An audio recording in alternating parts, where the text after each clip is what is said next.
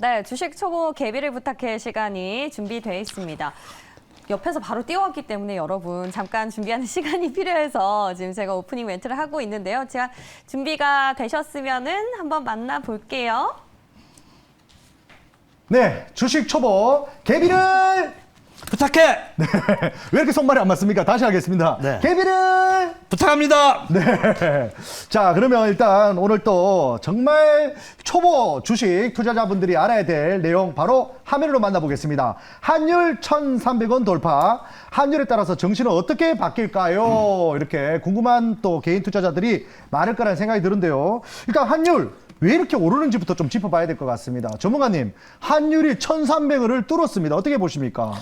그러니까 지금 이제 시장에서 요새 그 이제 주식을 하신 지 얼마 안 된 분들, 이런 분들은 환율의 추이를 좀 봐야 됩니다. 오늘 네? 1,300원대가 넘었습니다. 그래서 상당히 이제 13년 만에 최고치다 이런 얘기가 나오는데 왜 우리가 이제 환율을 좀 주시해야 되냐면 국내 그 증시는 일단은 그 자본 유치 부분이 외자가 좀 많습니다. 네. 두 번째는 이제 그 주식 부분에서도 외국인들이 갖고 들어온 부분이 많기 때문에 환율이 올랐을 때 외국인들이 두 가지입니다. 하나는 돈을 갖다 빼가는 겁니다. 네. 그래서 우리가 그 과거에 그 외환위기 때도 바트와 그 태국의 그 바트화 부분이 이제 급등을 하면서 그 아시아권에서 이제 돈을 빼가면서 이제 여러 가지 일이 났단 말이에요. 그때 그러니까 IMF 크게 터졌잖아요. 그렇죠. 그래서 네. 중요한 게 우리가 체력이 일본이나 중국과 같이 강하다면은 그런 염려를 없는데 이런 그 외화 자금을 빼갔을 때 상당히 주가든 또 우리나라 경제에 굉장히 영향을 미친다 봅니다. 그래서 좀 환율은 가급적 크게 변동이 되지 않아야 되고 또 이제 1,300원대 이렇게 돌파를 하게 되면은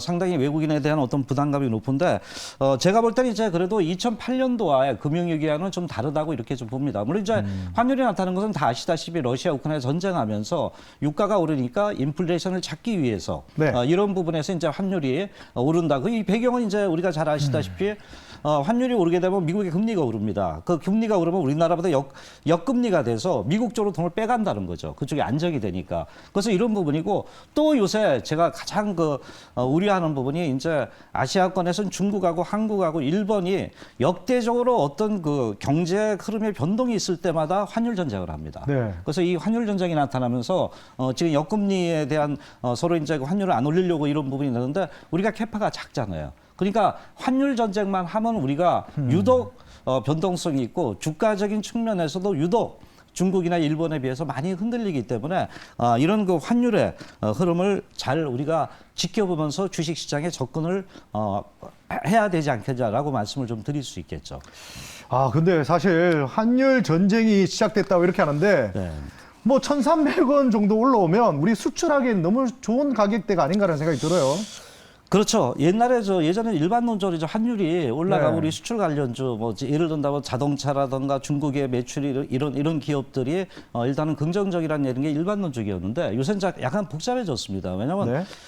환율이 오르면서 다른 국가들도 마찬가지로 이런 그 환율을 갖다 같이 올리면서 이런 부분에 어떤 그 옛날에 그 마진 부분이 상당히 그 축소됐는데 그게 왜 그러냐면 우리나라가 이제 100%를 다 수출만 하면 돈을 법니다. 네. 그런데 100%를 수출해서 90%를 수입을 합니다. 네. 그 수입해도 환율이 오르면 그 원가가 제조 원가가 오르잖아요. 그렇죠. 그러니까 예전보다는 이런 부분에서 이제 특히 IT나 이런 쪽에서 그 수출에 있어 가지고 과거 같은 수익률이 그렇게 크질 않다는 겁니다. 그래서 옛날에는 환율 오르면 수출 효과가 좋다 이랬는데 과거보다 많이 좀 축소되는 양상이다 이렇게 봅니다. 그래서 결국 이제 뭐 우리가 그 자생력이 우리 기업이 좋다든가 그 상품이 좋다든가 이런 부분에서 이제 뭐 일본이나 중국에 우리가 대항을 좀 해야 되는 이런 위치가 아닌가 봅니다. 그렇군요. 사실 얼마 전에 또 우리 무역 적자로 돌아섰다는 얘기도 나올 정도로 사실 지금 수출도 힘든 상황인데 그런데 또 이렇게 환율이 오르다 보면요. 증시에 또 어떤 영향을 미칠 거고 기업들은 그 영향을 또 받고 어떻게 되는지가 너무 궁금합니다. 예, 뭐 다들 이제 어느 정도 다 알고 있습니다. 네. 일단은 그 환율이 오르면, 그러니까 제가 오늘 강조하고 싶은 거는 이런 이론적인 것보다는 실전적인 매매가 중요하다고 보는데 저희도 이제 그 동안에 그 환율의 그 추이를 보면서 매매 강력, 현금과 주식 비중을 이제 거기에 맞춰라는 부분을 제가 오늘 강조하고 싶어서 말씀드렸던 부분이고요. 일단 환율이 오르면은 이제 환차손이 당연히 생긴다는 걸 여러분이 다 압니다. 1,000원짜리가 1,050원이니까 나갈 때 외국인들 환차손이니까 뭐냐면 네. 주식을 갖고 있는 것보다 그냥 빨리 팔고 나가는 게 좋겠죠. 그래서 이것이 이제 결국은 이제 한마디로 외국인의 셀코리아로 현재 되는 거고요. 또 이제 뭐 환율이 오르면 이제 뭐 아까 아까 이제 우리가 뭐 식품주나 이런 것들이 뭐 가격전이 부분을 얘기했었잖아요. 근데 가격전이 요새 쉽지가 않아요. 경제가 안 좋고 하니까. 지금 한전도 마찬가지잖아요. 근데 이제 이런 부분에서 수입 비용이 높아집니다. 그러면 이제 뭐냐면 가격을 또 전이를 어쨌든 일부라도 시켜야 돼요. 그럼 뭐냐면 또 물가가 올라가잖아요. 그래서 이런 부분이 이제 악순환이 있다 이렇게 봅니다. 그래서 이제 최근 한국은행이 요새 이런 얘기를 하잖아요. 빅스텝 가겠다. 네. 빅스텝 안 가봤거든요. 근데 빅스텝을 가겠다고 얘기를 하는 거예요. 근데 이제 그러면 또 빅스텝은 금리 인상하면 물가가 오른단 말이에요. 그러니까 지금 상당히 이게 이제 그 이중고를 걷고 있다고 봅니다. 그래서 제가 이제 말씀드리는 건 뭐냐면 우리나라도 빨리 이 환율 전쟁에서 우리가 좀 이길 수 있는 체력이 빨리 좀 돼야 되겠고요. 또 주식을 하시는 분들은 환율이 오늘 1,310원대까지 올라왔단 말이에요. 그렇죠. 그래서 환율의 그 흐름이 환율이 오르냐 내리냐를 보면서 그 그런 외국인의 동향이 나타납니다. 그래서 거기에 따라서 어떤 매매 강약을 조율하는 이런 부분이 좀 필요하다라고 이제 말씀을 좀 드리도록 하는 거죠. 아니 근데 사실 이 부분에서 한국은행이 금리 인상에 이중으로 겪고 있다 이렇게 얘기하는데요. 이제 7월 달 되면 아마 미국은 또 자이언트 스텝을 할 거면 이제 금리 역전이 되면서 외국도 돈들이 이제 빠져나갈 수 있기 때문에 우리도 어쩔 수 없이 금리를 올려야 될 것 같습니다. 그러니까 뭐 모든 그 예측 경제학자가 마친다. 아직까지 모르는 거예요. 아직 몰라요? 지금 모르냐면 저도 이제 그 이번 7월달에 빅 스텝을 할 거냐, 자이언트 스텝이냐 할 거는 이제 이제는 이제 그 던져놓은 상태라고 봐요. 만약에 이제 우크라이나 전쟁을 러시아 부분이 인플레이션을 갖다 야기시켰던 부분이 있다. 그게 이제 뭐 종전이 되면 괜찮은데 요새 뭐 돈바스 한 75% 이제 그 점령해서 뭐 그런 얘기도 나지만 가장 중요한 건 제가 오늘 아까 그 전체적으로 그런 그 지표 부분들이 그 CPI 지표에 반영되면 점도표에서 이제 금리 인상을 갖다가 결정을 한단 말이에요. 네. 근데 지금 현재 보면은 그 유가가 지금 그 상당히 100불 밑에 그 내려갔단 말이에요. 그리고 이제 그 금이나 이런 것들을 봤을 때 굴이나 3월 달 이후에 그 계속해서 내려갔다면 이것이 이제 그 미국의 정책 금리에 반영될 수 있는 이런 CPI 특히 이제 그 인플레이션 지표 부분에 영향을 미친다면 요번에 연준에서 7월 달에 가서 지금 다들 그 자이언트 스텝을 알고 있어요. 0.75를 우리가 자이언트를 하잖아요. 근데 네.